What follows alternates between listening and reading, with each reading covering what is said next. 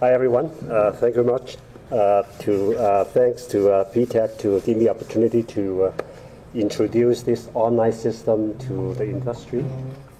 The discussion I'm going to talk about is a brief history, and also we'll talk about how to get the systems, and also the details of how to register the use system, and at the end, the most important part, how the system will automate the decision making of the licensing process.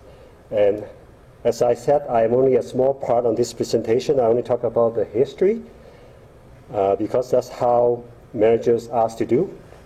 When I joined the department 30-some years ago, I come to the department and look at the approval process. I say, holy mackerel, it's so complicated. And one day I have to automate this system, this process.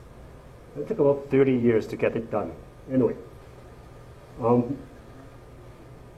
there's a couple of opportunities arise that enable us to move this dream ahead. The first one is the Water for Life.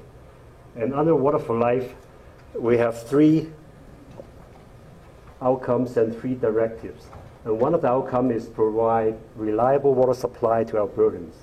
And to support these outcomes, we have to develop an automatic decision support system to issue temporary diversion license. And before 1999, the Water Resources Act only issue license for permanent license. There's no term license allowed.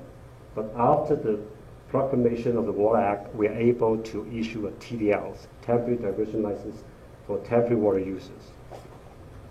That's why a prototype was developed in 2008 for internal use. And also at the same time, we are pushing for regulatory streamlining. Now we call it regulatory enhancement. And we use risk management base and place-based, watershed-based, and also the system has to be external and internal use capability. At the same time, the system has to be legal. Another key factor is because when I start with the department, I saw that when we do licensings every day, like we do hundreds licenses, some of them become kind of rubber stamping, right? That's why we figure out that we need to focus staff on more important system projects, like for example oil sand, instead of doing the routine projects that don't require extensive review or requirements. So I want to shift the staff to be more effective in using their time to do the process. And then we're going to talk about the process at the end of Andrew's presentation. Maybe Andrew can come in to talk about the system. Since 2013, we launched the system. We call it soft launch. We didn't have any news release. We just put it on the website, and we asked a few companies to try it out and then work with us to try to make sure the system meet their needs. Andrew. Okay. Thanks. So as Stephen said, we since January, we worked with a small group of external stakeholders. These guys provided us with feedback on actual use of the system. Some recommendations that they made evolved into enhancements in the system, and some of those enhancements are still currently being developed. But we felt we were ready. On March the 27th, we embarked on a publicly available site. So on our public website, we have a portal page where users can log on, find some information. The process to get onto the system is twofold. So this is a secure online access, and in the future there will be multiple web applications. The Waters is just the first of many, we hope. And so very, very standard logging into the system. There's an enrollment that's specific to the Waters application for online TDLs. And when users are done, they're enrolled as an individual, and they need to affiliate themselves with an organization. And so I've been working with a number of stakeholders across various industries on this aspect, because this is kind of new to our folks that are on the ground actually submitting these TDLs. So There's a representative role and an administrator role. And again, we're trying to set up the system to work on a broad range because companies work with employees or consultants or combinations thereof, and the system can handle it all. As a individual, I guess most of the people in this room are going to need to affiliate themselves with some kind of company. The administrator is the person who will be making decisions for that company.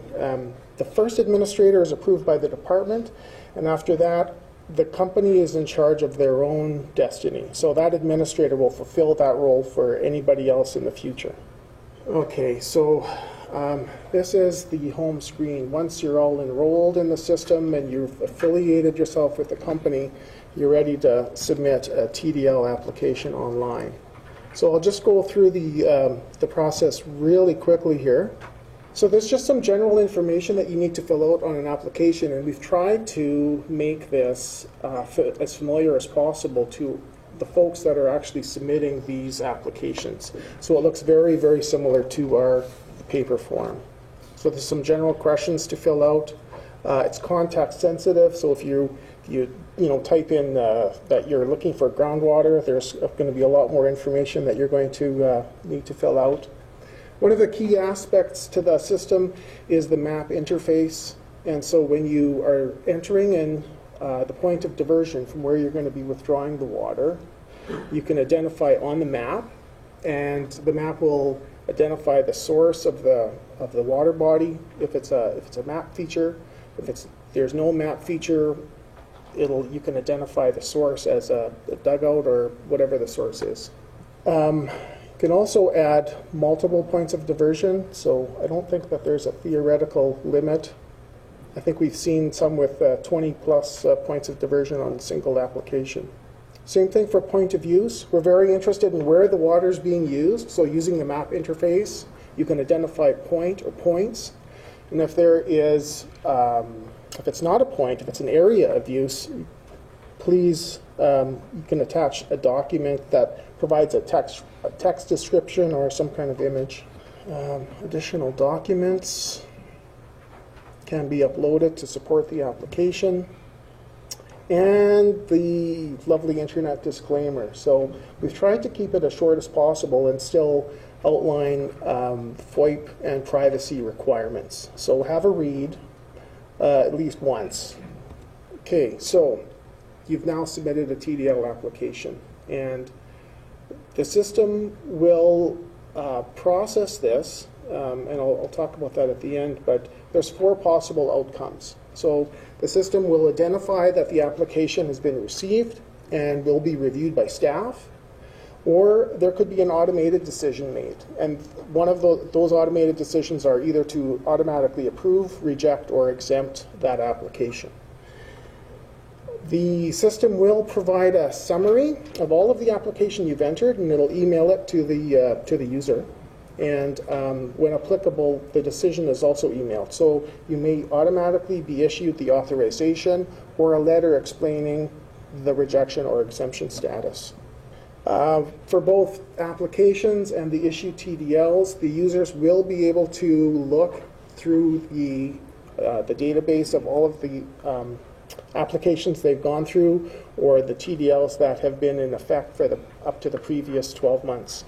Okay, so this is the crux of the system here, and so through automated decision support, we want to provide a little bit more consistency in what these authorizations look like when they're going out. And so we have basically 3 tools.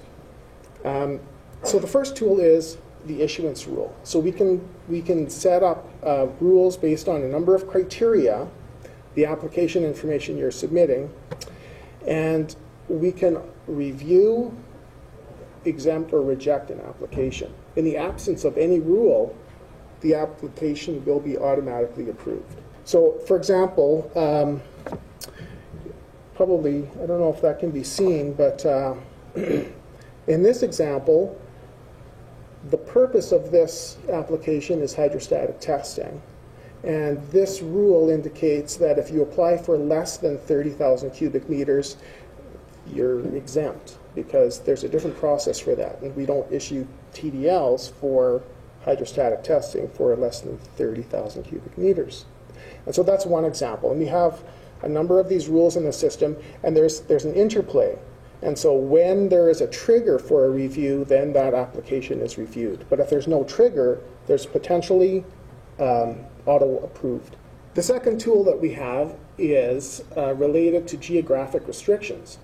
So there is a map interface, and on that map interface, we try to display, without blocking the underlying features, we try to display a couple of different statuses. So I'm not sure if that can be seen, but we've highlighted red areas as being closed to water diversions. So there's no physical way for you to apply from any water body that's identified in red.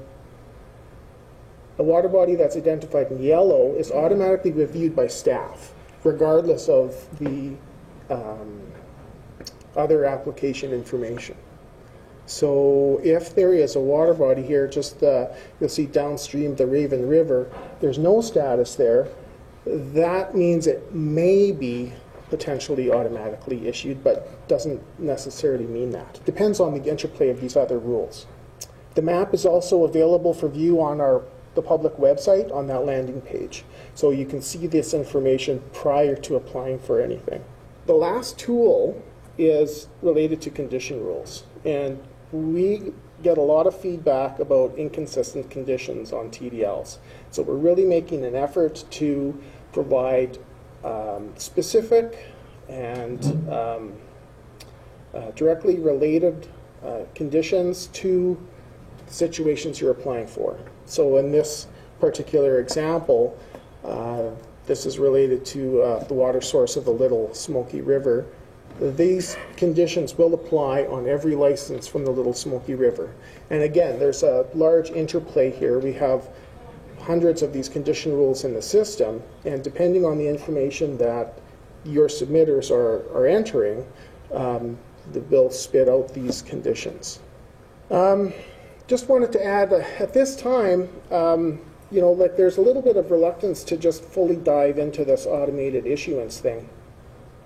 So while we are working on the automated decision support, most of the applications are still being reviewed by staff, and we are working with our staff to move to this system where we are looking more carefully at broad watershed-based management rather than each individual application. So for more information, we have a fact sheet and a website available, and there's help online.